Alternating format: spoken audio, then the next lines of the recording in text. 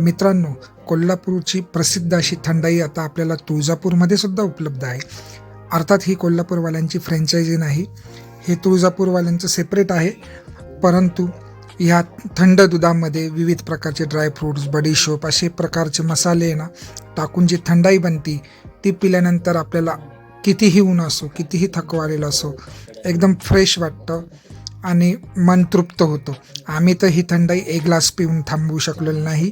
कमीत कमी तुम्ही ही थंडाई 2 ते 3 ग्लास आरामात पिऊ शकतात आणि याने तुमच्या शारीरिक शक्तीमध्ये निश्चितच वाढ होते. तर तुम्ही ही थंडाई तुळजापूर असो, कोल्हापूर असो, निश्चित ट्राय करा. कोल्हापूरला पश्चिम महाद्वाराच्या इथे आहे आणि तुळजापूरला तुम्ही महाद्वाराच्या समोर उजव्या साईडचा जो रस्ता जातो मंदिराकडे पाठ करून, त्या रस्त्याला तुम्हाला ही भेटेल. अशी ही थंडाई आपण आपल्या शहरामध्ये कधी पिलेली आहे का, आणि आपल्या शहरामध्ये ती कुठे अवेलेबल आहे ते शहराचं नाव आम्हाला निश्चितपणे सांगा. धन्यवाद.